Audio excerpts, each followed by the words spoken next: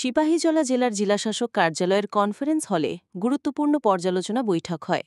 রাজ্যের উচ্চশিক্ষা ও পঞ্চায়েত দপ্তরের মন্ত্রী কিশোর বর্মনের পৌরোহিত্যে অনুষ্ঠিত বৈঠকে উপস্থিত ছিলেন জেলা সভাধিপতি সুপ্রিয়া দাস দত্ত, বিধায়ক অন্তরা দেব সরকার, অতিরিক্ত জেলাশাসক উপেন্দ্র জমাতিয়া, জেলার সব ব্লকের সমষ্টি উন্নয়ন আধিকারিক এবং বিভিন্ন লাইন ডিপার্টমেন্টের দায়িত্বপ্রাপ্ত আধিকারিকেরা। বৈঠকে মূলত গত অর্থ বছরে পঞ্চায়েত দপ্তরের মাধ্যমে সিপাহীজলা জেলার বিভিন্ন পঞ্চায়েতকে যে উন্নয়নমূলক অর্থ বরাদ্দ করা হয়েছিল তা কোন কোন খাতে ব্যয় হয়েছে তার বিস্তারিত পর্যালোচনা হয়। একই সঙ্গে আলোচনা হয় অব্যবহৃত অর্থ কোন খাতে অগ্রাধিকারের ভিত্তিতে ব্যবহার করা যেতে পারে। পঞ্চায়েত ও ভিলেজ কমিটিগুলিকে আরও কার্যকর ও সুন্দরভাবে কিভাবে সাজানো যায় এবং ভবিষ্যতের জন্য কী ধরনের উন্নয়ন প্রকল্প গ্রহণ করা যেতে পারে তা নিয়েও জনপ্রতিনিধিদের পাশাপাশি জেলার বিভিন্ন দপ্তরের আধিকারিকেরা নিজেদের মতামত ও প্রস্তাব তুলে ধরেন। এতদিন ধরে সিপাহীজলায় পঞ্চায়েত দপ্তর নিয়ে এই ধরনের মন্ত্রী পর্যায়ের পর্যালোচনা বৈঠক না হওয়ায় অনেকেরই অবাক লাগছিল। মন্ত্রী কিশোর বর্মনকে এই বিষয়ে প্রশ্ন করা হলে তিনি সোজাসাপটা বলেন, আমি শুধু এই জেলার মন্ত্রী নই, আমি পুরো রাজ্যের মন্ত্রী, কিন্তু যেহেতু আমি এই জেলা থেকেই আসি তাই স্বাভাবিকভাবে এই জেলার মানুষের জন্য বিশেষ কিছু করার চেষ্টা করব। সংবাদ মাধ্যমের মুখোমুখি হয়ে জেলাশাসকের অফিসে তিনি এই আশ্বাস দেন। এই বৈঠকের মাধ্যমে একদিকে যেমন জেলার উন্নয়ন খাতে পূর্ববর্তী কাজগুলির হিসাব নিকাশ ও ঘাটতি স্পষ্ট হয়েছে, তেমনি ভবিষ্যতের উন্নয়ন পরিকল্পনারও পথ প্রশস্ত হয়েছে।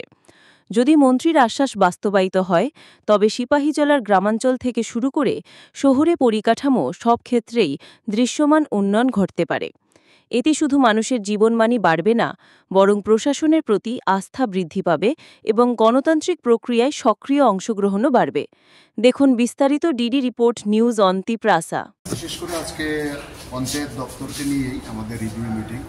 আমাদের এই সিপাহীজলা জেলা পরিষদ তার অন্তর্গত সমস্ত পঞ্চায়েত সমিতিগুলো, পঞ্চায়েত এবং ভিসিগুলো যেগুলো আছে তাদের বিগত আমাদের পঞ্চদশ অর্থ বছরে যে অর্থ দেওয়া হয়েছে কিংবা অন্যান্য ডেভেলপমেন্ট কাজে যে সমস্ত অর্থ দেওয়া হয়েছে, তো সেগুলো কোন কোন খাতে খরচা হয়েছে, কতটা এখনও খরচা করার বাকি আছে, অব্যাহত আছে, তার জন্য কি প্ল্যানিং আছে, এই সমস্ত বিষয়ে বিশেষ করে গ্রামীণ পঞ্চায়েতগুলোকে আরও শক্তিশালী করা, সেখানে আরও দ্রুত গতিতে উন্নয়নমূলক কাজকে ত্বরান্বিত করার জন্যই আজকের এই রিভিউ মিটিং। কারা কারা থাকছে আজকে এই রিভিউ মিটিংয়ে? আমাদের জনপ্রতিনিধিরা থাকবেন, যারা এমএলএরা আছেন, আমাদের জেলা সমিতির যারা জেলা পরিষদের যারা সদস্যরা আছেন, সভাধিপতি থেকে শুরু করে তারা থাকবেন।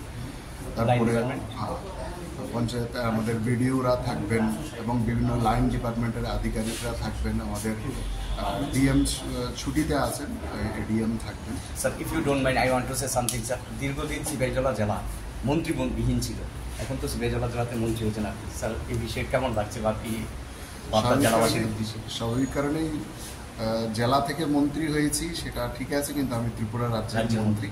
তবে অবশ্যই যেহেতু আমার নিজের জেলা, সেটা তো অবশ্যই আমার দৃষ্টিগোচরে অবশ্যই থাকবে। Thank you sir.